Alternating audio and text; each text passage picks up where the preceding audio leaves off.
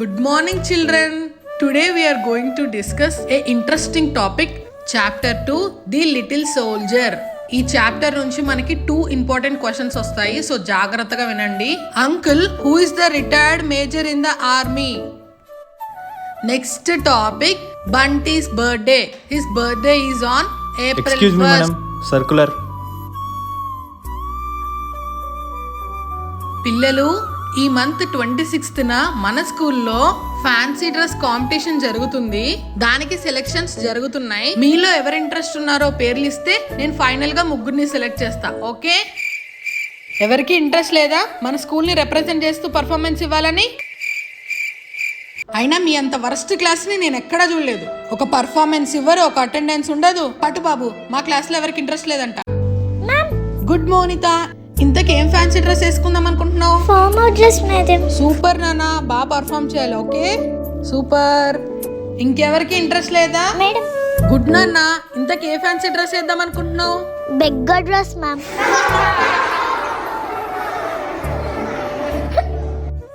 Silence. ఎందుకు మీకు అంత నవలాటగా ఉంది? మీరు కనీసం పేరు కూడా ఇవ్వలేదు కాంపిటీషన్ కి. ఆ పిల్లని పేరు ఇచ్చింది. నాన్న, ఆల్ ది బెస్ట్. బాగా చేయ role. Okay? I will take care ma'am. Okay.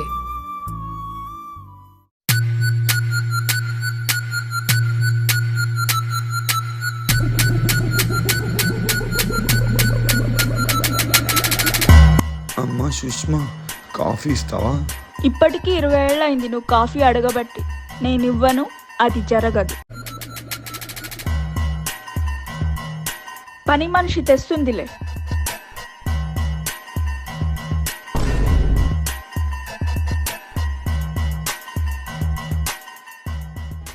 సుష్మాకి నేను ఎలా చెప్తే అర్థమవుతుందో. ఆ రోజు నేను కావాలని చేయలేదు.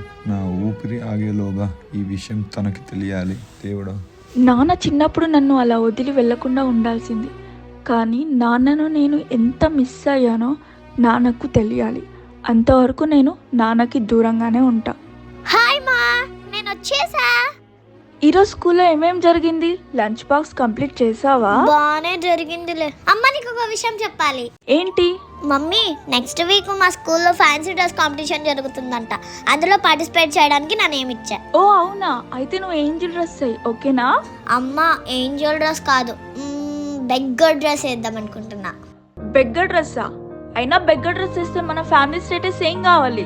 అయినా నువ్వు బెగ్గర్ డ్రెస్ వేయడం నాకు అస్సలు ఇష్టం లేదు. అయినా నువ్వు ఆ డ్రెస్ వేసేలాగుంటే అసలు పార్టిసిపేటే చేయొద్దు. అమ్మా ప్లీజ్ అమ్మా. తాతయ్య,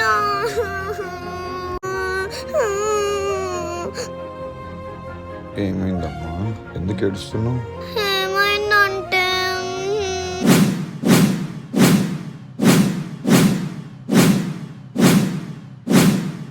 బెగ్గరో లేద్దామనుకుంటున్నావా? మంచిదేలే, వెయ్యి. బెగ్గర్ రోల్ ఎలా నటించాలో నేర్పి తాతయ్య. నాన్న, నీకు నా జీవితంలో నేను కలిసిన ఒక బిచ్చగాని కథ చెప్పనా? చెప్పు తాతయ్య. అనగనగా ఒక బిచ్చగాడు. తర్వాత? ఆ బిచ్చగాడికి ఒక వ్యాపారస్తుడు కనిపిస్తాడు. చాలా బాగుంటుంది, ధ్యాస పెట్టి విను.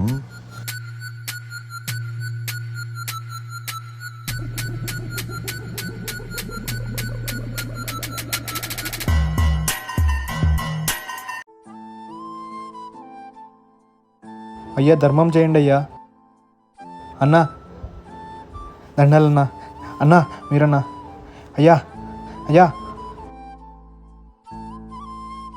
అయ్యా.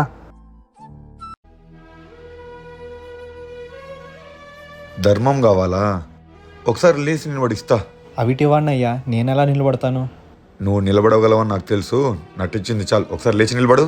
నేను చెప్పేది నిజమయ్యా. నేను పుట్టినప్పటి నుంచి అవిటి వాడినే అయ్యా. నేను ఎలా నిలబడతానయ్యా? అయ్యో, నిలబడలేవా? దీని ఖరీదేంతో తెలుసా? ఇది అమ్ముకున్నావంటే నీ జీవితం నువ్వు అనుకున్నట్లు ఉంటుంది తెలుసా? ఒక్కసారి లేచి నిలబడు, ఇది నీకే ఇచ్చేస్తా. ఏం చేస్తున్నారయ్యా? నువ్వు చేస్తుంది మోసం. అయినా ఏమడిగావు? ధర్మం చేయమనా? అసలు ధర్మానికి అర్థం ఏంటో తెలుసా నీకు? నాలాంటి వాళ్ళు అడుక్కుంటారు, మీలాంటి వాళ్ళు డబ్బులు ఇస్తారు. నాకు తెలిసిన ధర్మం ఇదే అయ్యా. ఇదే కదయ్యా ధర్మం అంటే. ధర్మం అంటే ఏంటో తెలుసా? నీ జీవిత కర్తవ్యాన్ని తెలుసుకొని సక్రమంగా నిర్వర్తించడమే. అన్ని అవయవాలు సక్రమంగానే ఉన్నాయి కదా, ఇలా అడుక్కోవడానికి సిగ్గులేదా? అలా కాదయ్యా, మీలాంటి వాళ్ళు రూపాయి ఇస్తేనే నాకు కడుపు నిండుతుందయ్యా. దయచేసి ధర్మం చేయండి అయ్యా, చాలా ఆకలిస్తుంది. మరీ ధర్మం అంటున్నావా? సరే, నీకు అర్థమయ్యే పద్ధతిలో చెప్తాను, విను. నేను ఒక వ్యాపారవేత్తని. నా దగ్గర ఉన్న వ్యాపార వస్తువుల్ని అమ్మి నేను జనాల దగ్గర డబ్బులు తీసుకుంటున్నాను. కానీ నువ్వు జనాల దగ్గర అడిగి డబ్బు తీసుకుంటున్నావు, కానీ తిరిగి ఏమి ఇవ్వట్లేదు. ఇది ధర్మం ఎలా అవుతుంది చెప్పు? నేనేమి ఇవ్వగలనయ్యా తీసుకోవడం తప్ప. అయినా నా దగ్గర ఏముందని ఇచ్చేకయ్యా. ఒకప్పుడు నేను కూడా నీలాగే ఆలోచించేవాడిని. జీవిత కర్తవ్యం అంటే ఏంటో తెలుసుకొని నిర్వర్తించా.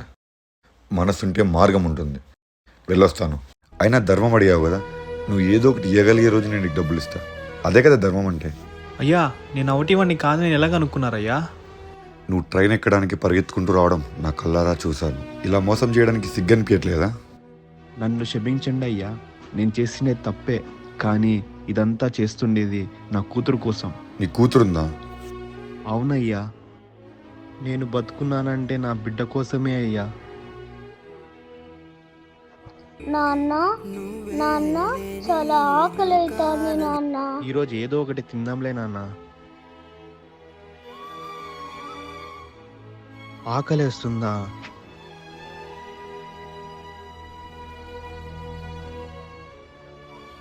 అక్కడ నీళ్ళున్నాయి, తాగుదాం పదా. పోతానే ఇంటే పోరేరా. ఏంటి మీ గొంతు పెద్ద అయిపోయిందా పిల్లాపులో?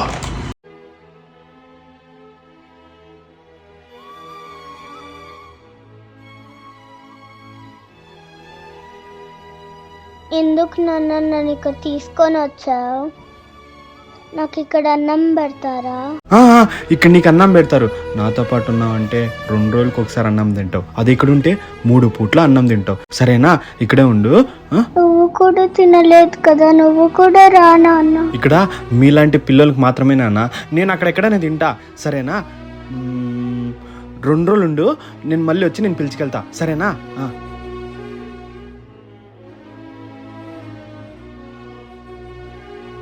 నువ్వు ఇలా అడుక్కొని డబ్బు సంపాదించి నీ కూతుర్ని ఎప్పుడూ బాగా చూసుకోలేవు. గొప్పగా ఆలోచించు.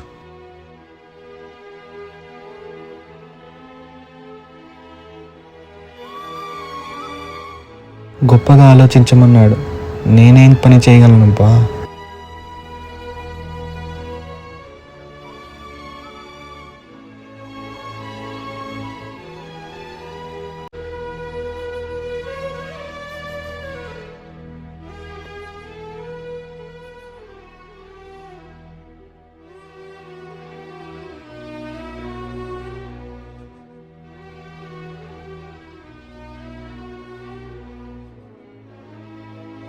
అయ్యా,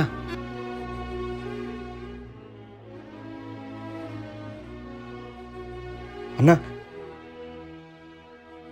అన్న ధర్మం చేయండి అన్నా. అన్నా దండాలన్నా. అయ్యా అయ్యా, నన్ను గుర్తుపట్టారయ్యా? మీరు చెప్పినట్టుగానే ధర్మం చేసే వాళ్ళకి నా ఆలోచన ప్రకారం ఒక పువ్వు ఇస్తున్నానయ్యా. అయినా వస్తువు వెలని బట్టి కదా నువ్వు డబ్బు తీసుకోవాల్సింది. అయినా నాకు ఇక్కడ అర్థం కాని విషయం ఏంటో తెలుసా? నువ్వేంటి అందరి దగ్గర డబ్బులు తీసుకున్న తర్వాత పూలు ఇస్తున్నావు? పూలు ఇచ్చి కదా డబ్బు తీసుకోవాల్సింది. ఇది కాదు ధర్మం అంటే. అవునా అయ్యా? నాకు ఇంతకన్నా ఆలోచన తట్టలేదయ్యా. అయినా నేను ఒకటి చెప్తా, గుర్తుపెట్టుకో. ధర్మం స్థాయిని పెంచుతుంది. నేను పోయినసారి నేను ఏ స్థాయిలో చూస్తున్నాను, ఈరోజు కూడా నేను అదే స్థాయిలో చూస్తున్నాను. అప్పటికి ఇప్పటికి ఏమీ మారలేదు. అయినా ఈ ఆకలికి ఇంతకన్నా ఆలోచించే శక్తి లేదయ్యా. ఈ ఆకలికి తట్టుకోలేకపోతున్నానయ్యా. అయినా నువ్వు నీ ఆకలిని ఆవేదనగా మార్చావు. అదే ఆకలిని ఆలోచనగా మార్చు. అది నీ ఎదుగుదలకు కారణమవుతుంది.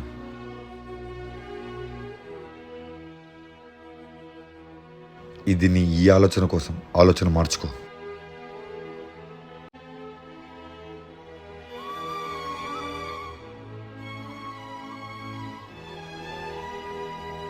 హలో సార్, నన్ను గుర్తుపట్టారా? లేదండి, ఐఎమ్ సారీ. మనం ఇదివరకు ఏమైనా బిజినెస్ మీట్లో కలిసామా? అయ్యా ధర్మం చేయండి అయ్యా. నువ్వు? అవును సార్, మీరు అనుకున్న బిచ్చగాడి నేనే. మీ మాటల ప్రేరణతోనే ధర్మాన్ని పాటించి ఈ స్థాయికి వచ్చాను సార్. చాలా మంచిదయ్యా. మొదటిసారి ట్రైన్లో కలిసినప్పుడు ధర్మం ఏంటో చెప్పి ప్రకృతి నియమాల్ని నేర్పారు సార్. రెండోసారి కలిసినప్పుడు నా ఆలోచన పద్ధతి మార్చి నేను ఎలా ఎదగాలో నేర్పించారు సార్. నేను ఇప్పుడు వ్యాపారవేత్తను సార్. ఈ స్థాయికి వచ్చానంటే కారణం మీరే సార్. నేను థ్యాంక్స్ అని చెప్పడం చాలా చిన్న విషయం సార్, కానీ జీవితాంతం రుణపడి ఉంటాను sir. Thank you so much sir. అయ్యో పర్లేదయ్యా, ఈ ధర్మాన్ని పాటించి ఈ స్థాయికి వచ్చావంటే చాలా సంతోషం. ఇలాంటి గొప్ప ఆలోచనతో నీ చుట్టూ ఉన్న ఒక నలుగురినైనా ఎదిగేలా చేస్తావని మనస్ఫూర్తిగా కోరుకుంటున్నానయ్యా. ఖచ్చితంగా సార్.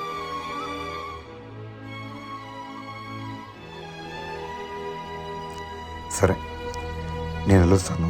సరే సార్. తాతయ్య, నీ వల్ల ఒక బెగ్గర్ బిజినెస్ మ్యాన్ అయ్యాడా? ఓ, ఇది చాలా ఇన్స్పైరింగ్ స్టోరీ. ఏమీ లేని పిచ్చగాడు తన కూతుర్ని అనాథాశ్రమంలో వదిలొచ్చాడంటే దానికి అర్థం ఉంది. ఇంత ధనవంతుడైన మా నాన్న నన్నెందుకు అనాథాశ్రమంలో వదిలొచ్చాడు? నాన్న, నీ బెగ్గర్ డ్రెస్ నేను తయారు చేస్తా సరేనా? ఇందులో అతను ఎలా జీవించాడో నువ్వు అలానే నటించాలి సరేనా? సరే తాతయ్య. All the best.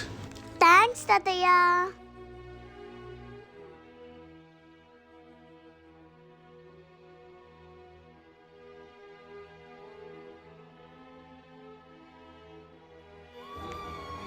Namaste, my name is Siri. I am studying in grade 3. Now I am performing beggar role.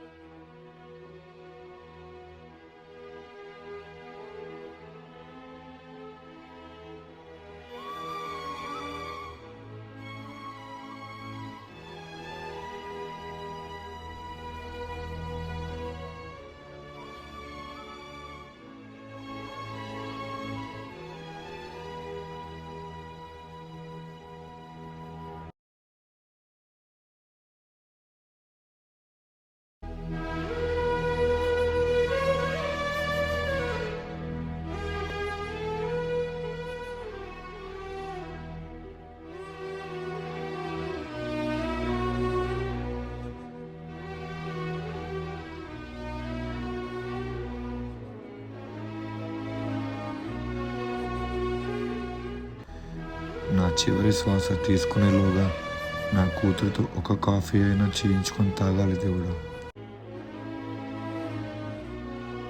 Hello, నేను మా ఫ్రెండ్ వాళ్ళ ఇంటికి వచ్చిన ఒక 5 నిమిషాలు. తాతయ్య, నేను ఫ్యాన్సీ డ్రెస్ కాంపిటీషన్లో సెలెక్ట్ అయ్యా. అది నీ వల్లే. తీసుకో నీ గిఫ్ట్. ఈ గిఫ్ట్ నాకా? ఏంటి ఈ గిఫ్ట్ నాకా? నాకేం అర్థం కావట్లేదు బంగారం. తాతయ్య నాకు ఒక కథ చెప్పాడు. అందులో బిచ్చగాడు నువ్వే అంట కదా. నువ్వు పొరపడ్డావు. తాత నీకు అబద్ధం చెప్పాడనుకుంటా. అయినా సహాయం చేసిన వాళ్ళ గురించి ఇలా నా చెప్పేది.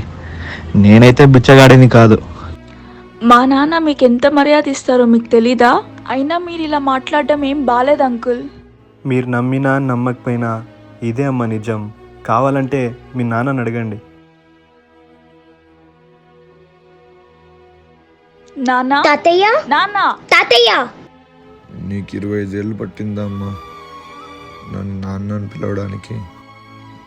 సరేలే, ఎందుకు పిలిచావో చెప్పు.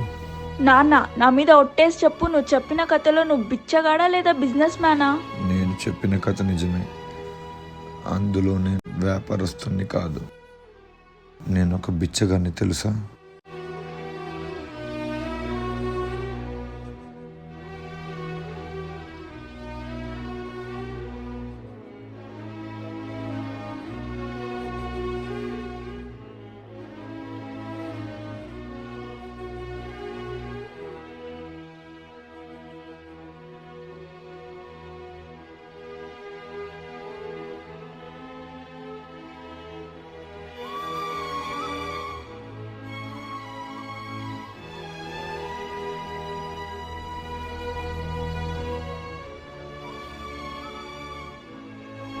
సారీ నాన్న, ఇంత కష్టపడి నువ్వు ఈ స్థాయికి వచ్చావని నేను తెలుసుకోలేకపోయా.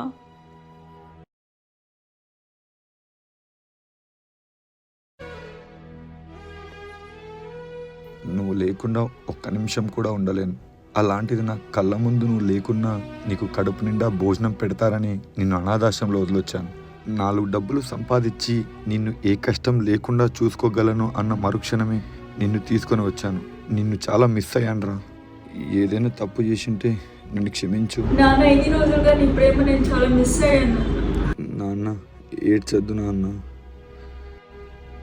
నాకు ఎప్పటి నుంచో ఒక కోరిక ఉంది. నా చివరి శ్వాస తీసుకునేలోగా నువ్వు చేసిన ఒక కాఫీ తాగాలనుంది. ఒక కాఫీ కల్పిస్తావా?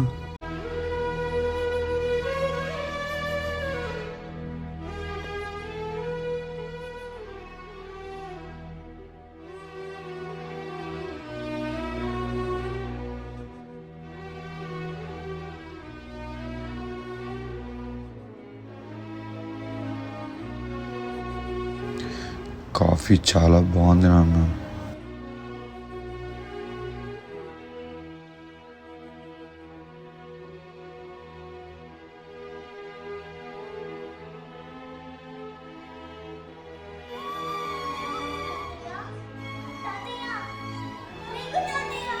తల్లిదండ్రులు వాళ్ళ పిల్లల కోసం చేసే త్యాగం దేవుడే వచ్చినా ఇవ్వలేని వరం. వాళ్ళు బ్రతుకున్నప్పుడు ఇవ్వలేని విలువ, వాళ్ళు దూరం అయ్యాక వాళ్ళ ఫోటో ఫ్రేమ్లకు ఇచ్చి తగ్గించుకోలేం ఎప్పటికీ ఆ భారం. పిల్లల కోసం వాళ్ళ జీవితాన్ని త్యాగం చేసిన ప్రతి ఒక్క తల్లిదండ్రుల కోసం ఈ వీడియో అంకితం. Love you mom and dad.